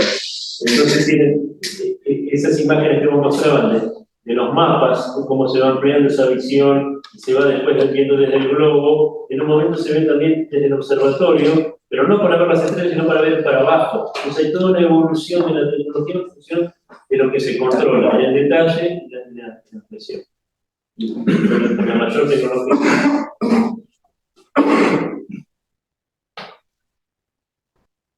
Una pregunta. Parte por ejemplo, de la sátira del mosquito, ¿tenía alguna representación con la literatura del momento? Como se podía usar con Daumier y Baudelaire, por ejemplo, en Francia. No sabría decirte. Sí sé que ellos toman como referencia publicaciones como el Punch londinense y el Charivari parisino para hacer el caso del mosquito. No tenían plumas destacadas, sí la tenía el Correo Domingo, que eran las plumas más destacadas del momento, pero no, hasta donde yo sé, el mosquito no. No, pero digo, si Capaz lo entendí bien. vamos a encontrar a alguien que tome esas mismas críticas, si lo que se representaba en lo pictórico también existía la misma crítica en lo literario. ¿En lo literario te referías a las publicaciones periódicas? No. No, en general. ¿A la literatura? Hago una publicidad. ¿Ya viste con el cosito? Pensando, cargando el sistema operativo, no. ¿Por qué no viene literatura, por ejemplo, de Balzac, de Flaubert? Sí. Hay una crítica similar a lo que cuenta la pintura de Daumier, hasta el mismo Courbet en algunas cosas. Bueno, pero a ver, esto que estamos viendo es anterior a Martín Fierro, por ejemplo. Martín Fierro es del 72. Y ahí tenés, en el caso de los individuos rurales, tenés Santos Vega después, tenés a Hilario Escasubi, tenés a lo de Lucich, los otros, hay otro más que no recuerdo ahora. Claro, está ahí casi. Sí, y bueno, y previo, pero que después se reeditan, El Matadero, de Echeverría, que es escrito antes, pero se publica ahí.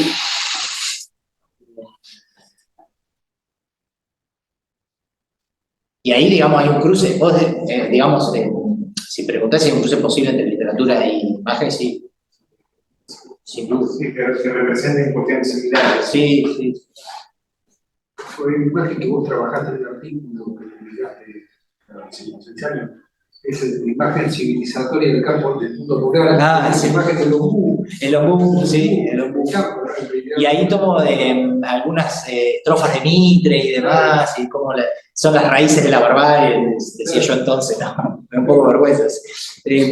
Pero bueno, es como, digamos, para Sarmiento el ombú representaba, bueno, es lo que decía hoy, era el lugar primario para el vicio, para que el gaucho forajido se entregue al vicio y la disipación, ¿no? Y en su lugar, lo que hablamos hoy, trae eucaliptus. Porque el eucaliptus, él mismo lo dice, tiene una forma más rectilínea, digamos, es más disciplinado. No es tan anárquico como el ombú. Y su raíz y su forma. Y fíjense que en muchas de las pinturas de Porredón aparece el ombú. Y va ganando, incluso va ganando forma, ¿no? Va ganando espacio. Se va haciendo cada vez más grande. Y va achicando a las personas. Sí. Andrés, vos trabajaste trajiste el concepto de Anderson de comunidades imaginadas, ¿no? Entonces, Anderson trabaja mucho con la construcción de la nacionalidad a partir de lo escrito en relación con lo oral. Entonces, la oralidad que en este lugar, en este, y las historias cuando se hacen escritas se homogeneizan y se hacen una, se hace nacional. ¿Qué pasa también con las imágenes y con lo que se construye a partir de las diferentes imágenes y se construye algo único? ¿Qué quiero decir? Como de alguna manera, no hay Martín Fierro sin fotografía. ¿Eso es así? Sí, es así. Ahí podría servir, estoy pensando en alguna bibliografía que pueda aportar. Puede ser, por ejemplo, La formación de las almas, de Murilo de Carvalho, tiene una parte, yo no recuerdo si es el capítulo 1 o el 2, que habla sobre toda la tradición de Marienz. Sí, el 3. El 3, gracias. Y después, y eso lo podríamos cruzar con Carne y Piedra, de Richard Sennett. Hay un capítulo, no recuerdo cuál, capaz que es el 14, no lo sé, pero habla sobre Marienz también, sobre todo el proceso por el medio del cual se estabiliza una imagen. Que en definitiva, yo lo que encuentro en esta época es que hay ya una imagen estabilizada, por ejemplo, de nación, de la patria. En esta época, que después se va a ver, por ejemplo, en Caras y Caretas aparece otra cosa. Aparece ya el gaucho como el pueblo, algo que a mediados del siglo XIX no es posible. Y eso creo que tiene que ver con la circulación de imágenes, porque las imágenes construyen tipos sociales. En el caso de la fotografía, estaba pensando en el texto de Marta Peños, de Frente y Perfil, que habla sobre los aborígenes, ¿no? La conformación y de los aborígenes y de los delincuentes, de los reos y demás. Sí, porque además el Estado se vale mucho también de la fotografía. Es un arma, iba a decir. Es un elemento esencial para el Estado. Incluso hoy en día. Todos tenemos en nuestro DNI, tenemos una foto, la huella digital, todo, siempre la foto está. Seguimos siendo cara. Sonreír en la foto. Tiene que tener determinados estándares. Sí, creo que es muy importante. No sé si respondía a la pregunta. No, porque para que piensen en esta idea de la construcción del Estado-Nación con la fotografía y esa, congelar ese momento, controlar la foto, y esto es el mismo momento también que se produce todo eso.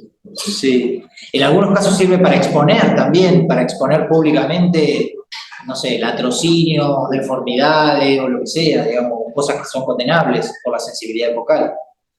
Estoy pensando en la época de la epidemia de la llamada gripe española, donde se empieza a condenar algunos casos y hoy diríamos escrachar, ¿no? Porque ponen un domicilio y dicen acá se originó un caso, no sé qué, y en Caras y Caretas. Sí. Bueno, va a tener múltiples usos. Y el Estado va a ser... Y si lo pensamos, por eso el 39 es como el hito de estabilización de la fijación de imágenes, y está, digamos, propiciado por el Estado. El Estado lo declara como una patente de dominio público. Desde ahí va a haber, sin duda, empleo. Algunos menos generosos que otros, pero empleo se firma.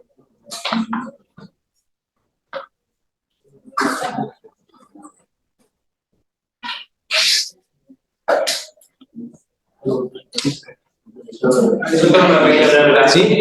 Estaba pensando en esto que vos decías, el rol del Estado, ¿no? Me compiten otras obras. O sea, imagino que Pueyrredón, siendo una persona que viene diciendo, tampoco no es un pintor que tiene que pintar para vivir, digamos, pero hay un uso, digamos, público, alguna de estas obras que es encargada por algún personaje político vinculado con el Estado, porque los retratos sí, digamos, tienen una salida, digamos, mucho más lógica, ¿no? Hay más directa, cosa que desconozco también, si hay un mercado en Buenos Aires en esta época. Perfecto. ¿Cómo es tu nombre? Facundo. Facundo. Lo que acaba de preguntar Facundo es muy importante porque me recuerda que no marqué que, digamos, dentro de lo que es la producción de imágenes, podemos mencionar, a grosso modo, 3 instancias. La instancia de la generación de la imagen, la instancia de la circulación de las imágenes y la instancia del consumo de las imágenes. que es algo de lo cual no hablamos tanto. Por eso está muy bien tu pregunta. En el caso de Porredón sí tenía algunas, no los retratos, que es obvio como decís, los carga retratado, estas pinturas rurales, de muchas no se sabe nada. De un par sabemos que estaban destinadas, según dice un cronista que estuvo en el taller de pintor, que le dijo el pintor, no tenemos por qué desconfiar, pero bueno, digamos, según alguien, dicen que estaba destinada a una familia de Gran Bretaña. Pero finalmente, después la obra da algunos giros y demás y queda acá. Eso con relación a quiénes se la encargaron, esas obras. Pero también hay que decir que eso sería el consumo. Bueno, podemos pensar el consumo no solo privado, sino público. Uno de los lugares donde exponía, es algo que no mencioné, era en la Casa Fusoni, esa que mostrábamos antes. Y si ustedes veían en su sello, en ese que decía la Merced, que marcaba Jorge, se veía muy claramente en ese timbre que aparecían lo que hoy diríamos vidrieras en los escaparates. Porque los tipos tenían una forma de exposición bastante poco habitual de la época, que era grandes pasillos, exponían los cuadros, pero muchos de ellos los ponían como a la vista del transeúnte. Entonces, si bien podemos pensar que eran imágenes destinadas a una minoría, las personas que iban y consumían en esos lugares o en esos sitios de circulación, también podemos suponer que cualquier transeúnte se podía chocar en algún momento por el rodeo con Alto de Campo. Por supuesto que no lo sabemos, probablemente no lo sepamos nunca, pero vale mucho el interrogante. Yo, digamos, no llegué a ver en ese sentido, a encontrar, digamos, pruebas concretas de hacia quiénes se dedicaba, para quiénes así. También, digamos, está construyendo una imagen no solo hacia adentro, sino también hacia afuera, en el caso de que fuera para una familia británica. Él en su casa tenía una obra que era el naranjero. En el comedor tenía una obra que era el naranjero. O sea que tampoco había predilección, por ejemplo, por estas, o al menos que yo sepa. Me parece que tenemos que dejar el hombre.